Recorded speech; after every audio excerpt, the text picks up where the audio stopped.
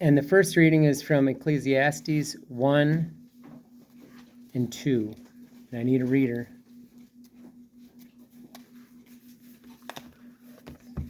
I'll read this one.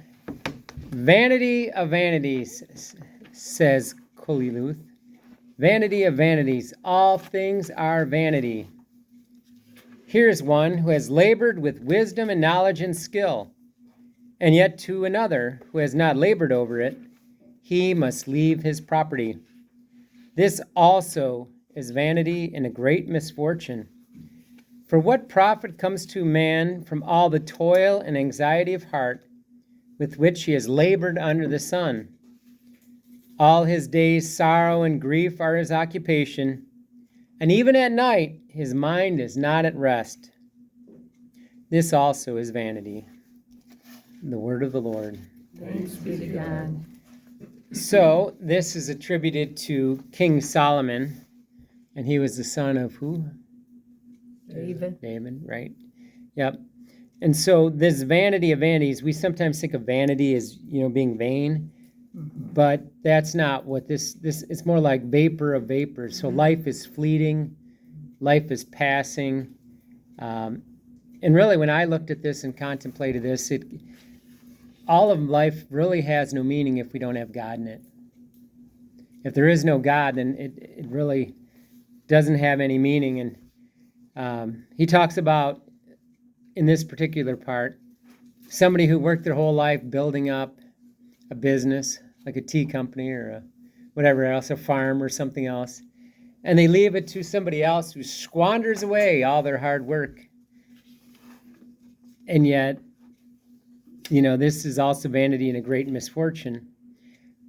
But without God, really, it's, even these toil and, why not eat, drink, and be merry? If there is no life after death, then that is a logical conclusion. If you don't believe in God, or you believe, if your goal isn't heaven, the hedonistic way of living probably is about as sensible as any other. And that's, unfortunately, that's why people live the way they do, because they don't have God in their life. And it's all, so having a legacy is futile without God. And when you think about it, people build up their houses and their property and everything else you do and all your savings and everything you have, and you're going to leave it, and it may just get squandered away. I was going to say something else, but that wouldn't be appropriate. Just wasted, just into the air, into the dust. And that's what, that's kind of what, I put down the comment, we diligently work hard and save and leave everything we ever did to worthless bums who squandered on garbage. So, and that may be the case. But really, if you have God in your life, that's ultimately we can kind of direct the things that we have, and we're not building up treasures here on earth, and we should be good stewards of the things that we have. And so if you're wealthy or you have excess money, you should be tithing no matter what. Really, all of us should be giving something to the poor. It's not really an option. It's God called us to do that. And it says that we're called to give. And so I think that's something where we got the star number one giver over here. I know. Yes, don't tell anyone.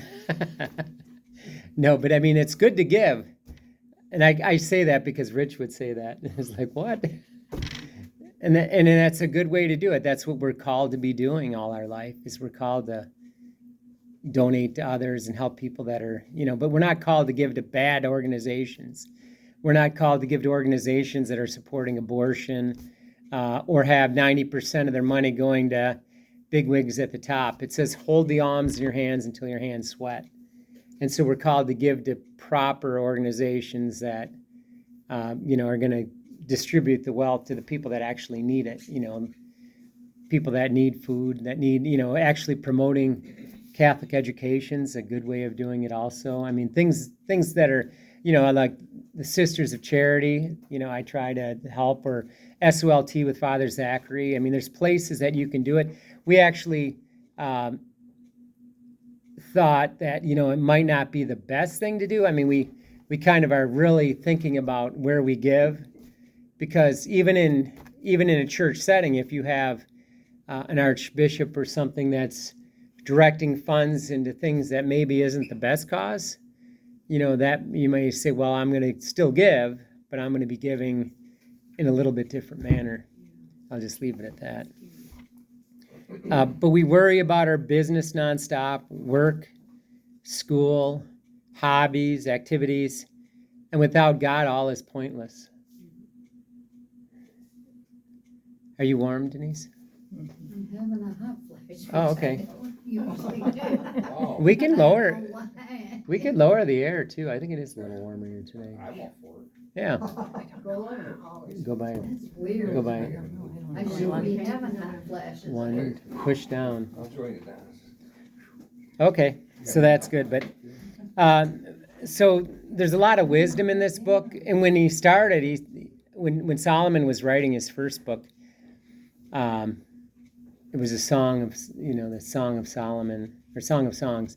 And it was just so optimistic, and, it was kind of a young lover in love, and this is kind of toward the end of his life. And he asked God for wisdom, right? So he could guide his people.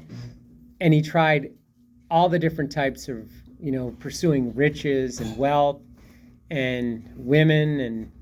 And you name it. He pursued every type of category.